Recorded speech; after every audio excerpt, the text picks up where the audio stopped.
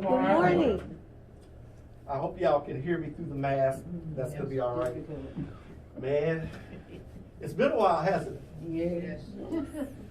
Today we want to talk about harvesting our good or harvesting your good.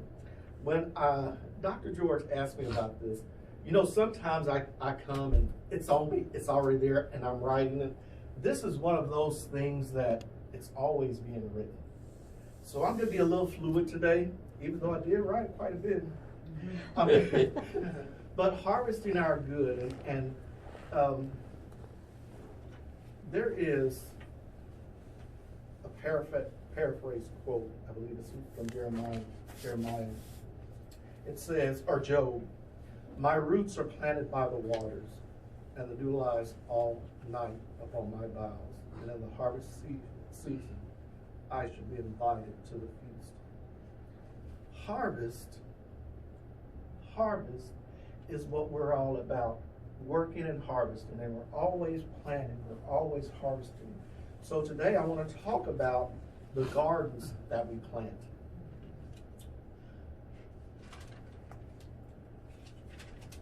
More specifically, we are planting. If we want to harvest good, we have to do what? Plant. We got to plant good. And so, you know, all this stuff that's going on today, this just keeps coming to my mind. Are we planting good? And as we get into this and we talk about it more, I want you to just reflect on yourself, because I'm doing a lot of reflection right now, a whole lot. And I think our country is being asked to reflect at every level. And so I want to break this talk into three pieces. What are we planting? Where are we planting it? And how are we harvesting? What are we planting? To answer this question, we must ask what it is that we want. I mean, in everything. If we want a good job, what do? We prepare for that job. We do the work, the sowing and the tilling and putting the effort so that we go into this job interview. We know that we're qualified. We're ready to put more work in and reap or more benefits. Okay? So we have to think about this in everything. If I would not do myself or anyone else's service if I say, okay, I want to get married, and then force somebody to fit my idea of marriage, right? We have to think about what it is that we want, and then we're going to go from there. So in this section on the thing itself, Ernest Holmes says something that everything he says can really blow you away, but this was really powerful. He says the universe never plays favorites. The universe never plays favorites. We are so used to the thought that if we mix certain colors, we get certain colors. Let me rephrase this. I need to make it flow right. We are so used to the thought that if we mix certain colors, we get certain colors, that we do not realize we are dealing with principle. We know that whoever blends the colors will get the same result. When this principle isn't applied, we're trying to blend two colors that aren't going to give us the color that we want. That's where the frustration and sets in, and confusion and contention sets in.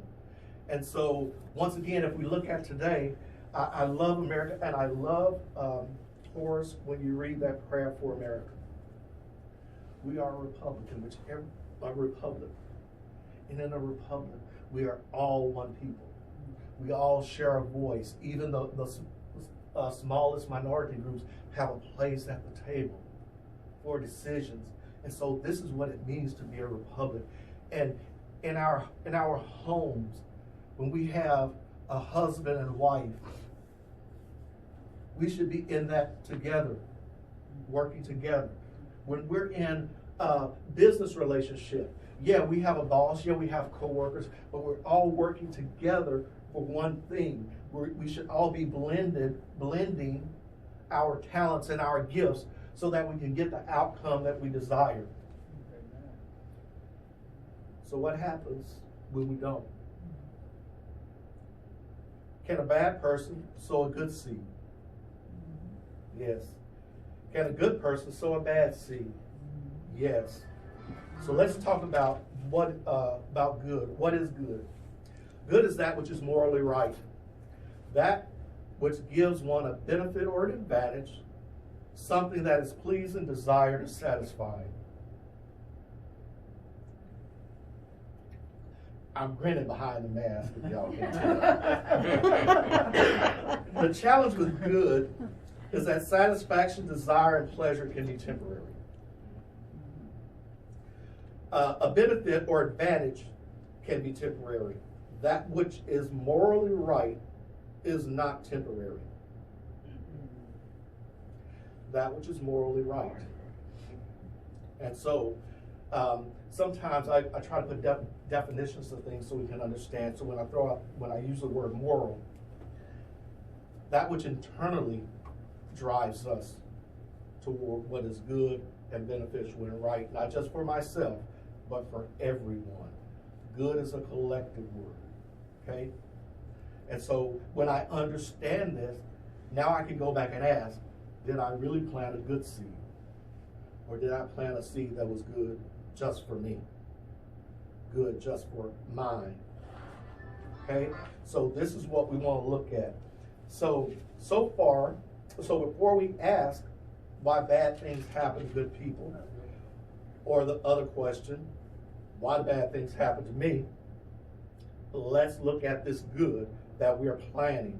We might have planted something temporary, expecting something that's lasting. We might have planted something lasting, expecting it to be temporary. Okay?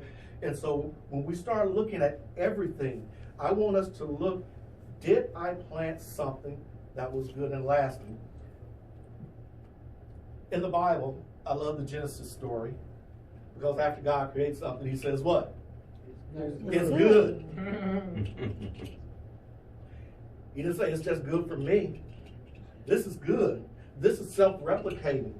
This will go on forever and ever.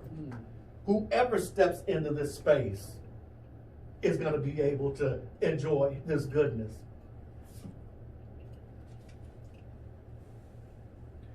I want us to understand that no matter how things look,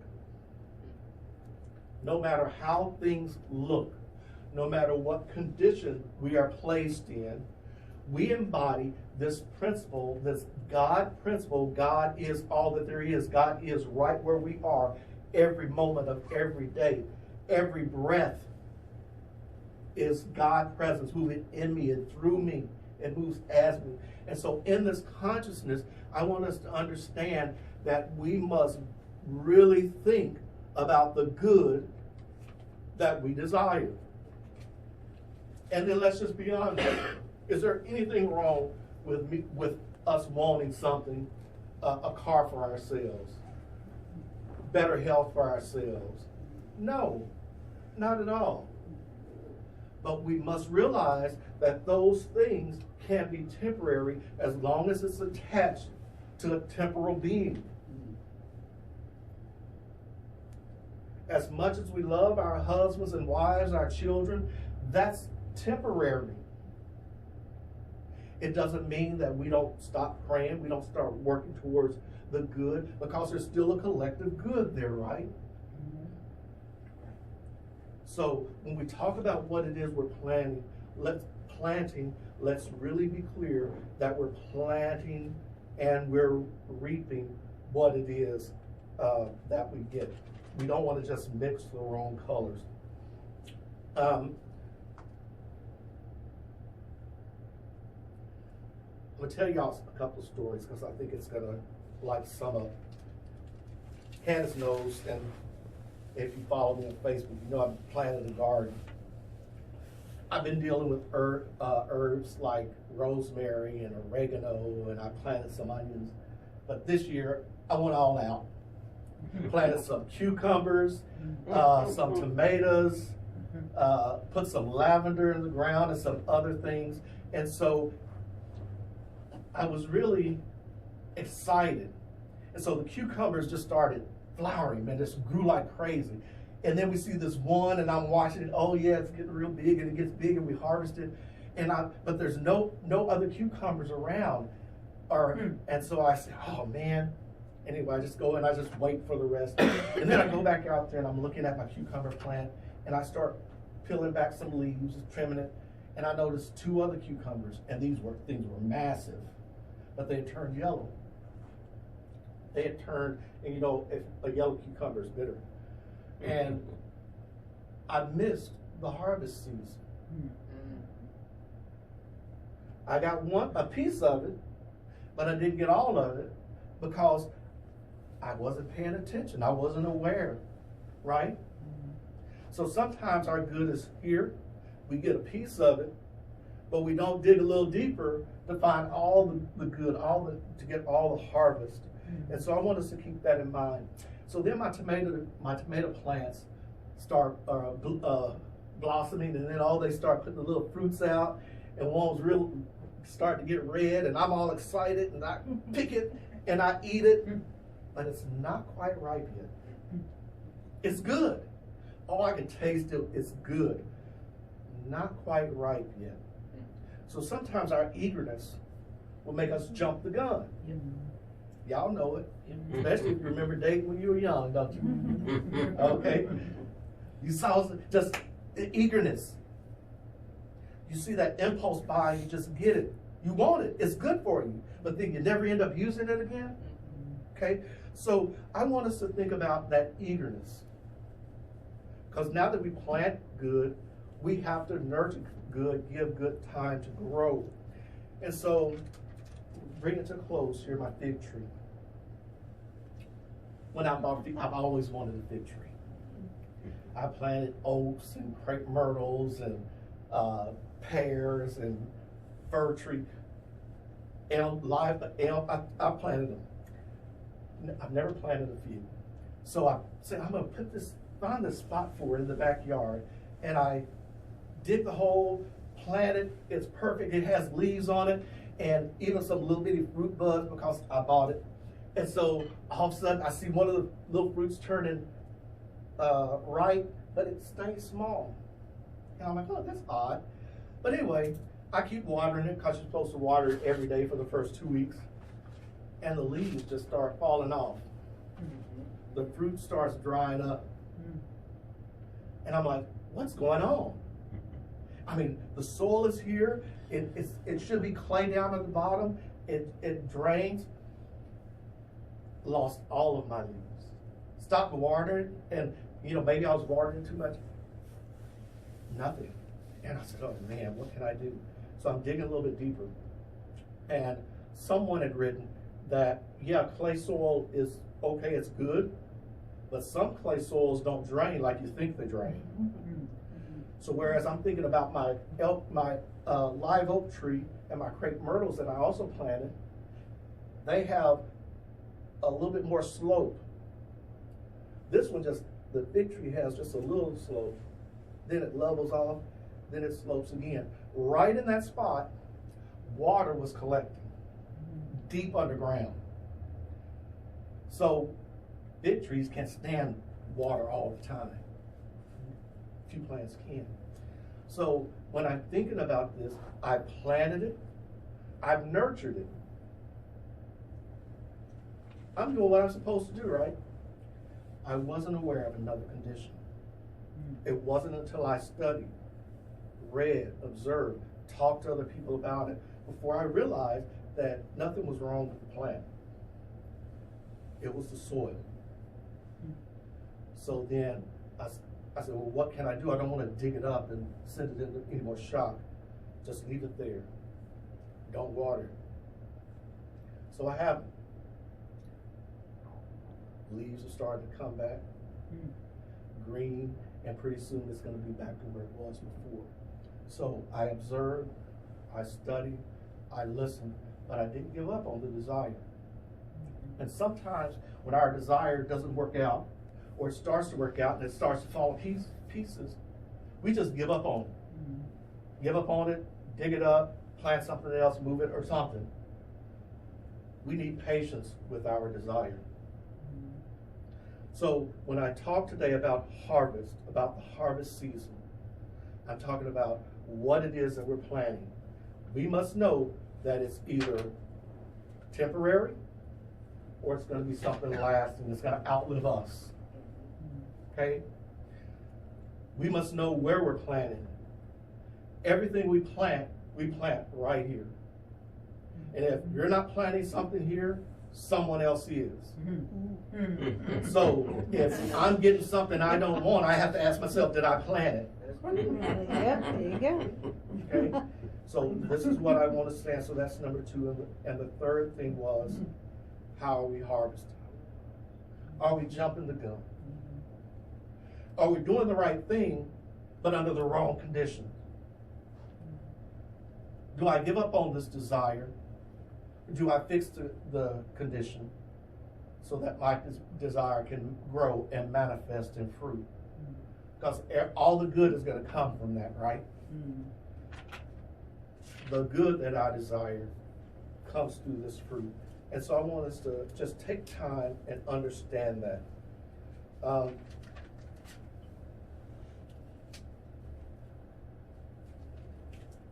Just as a moral, I'm observing, I'm being patient, I'm being aware of conditions, and I'm harvesting when the time is right.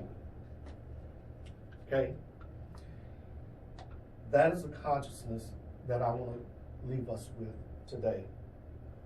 Are we planting the good that we desire? This is the time for us to look at it. We're about to do another planting. I'm not going to say anything.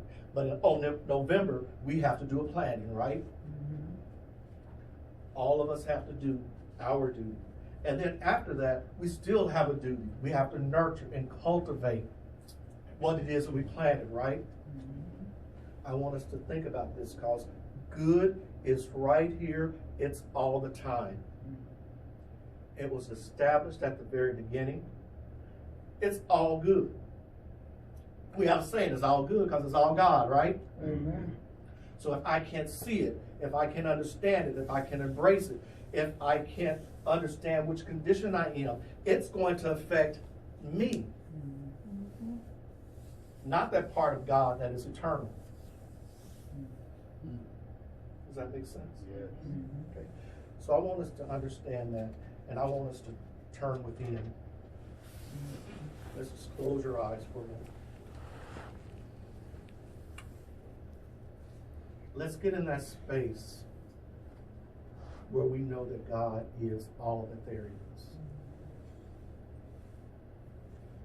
God is all that there is. Everything that was made, everything that's been created after it was made is God's stuff. And it is in this awareness that I can speak my word today, knowing that the good is right here, right now. I see it, I feel it, I sense it, I know it, I enjoy it, I share it.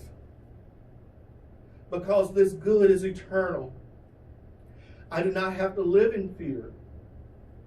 Sickness is a condition. It's temporary. Everything that I'm built with, everything that I'm born with allows me to sustain, to maintain and sustain this presence, this individualized expression of God right here, right now. Not just in myself, but in every expression of God that I see and that I come in contact with, even if I don't come in contact with it, because my eyes aren't necessary for God to be here.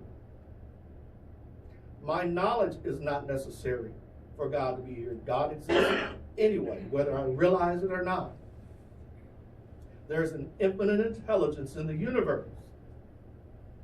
I allow it to be, do, and create whatever it desires. I allow this presence to move in me, as me, and through me. I know that all that I think, say, feel, do is good because I plant good seeds. I know that I only want that which is good for everyone involved, myself included. The goodness of God is a win-win. And I accept this reality. I accept this word right here, right now. God is all that there is.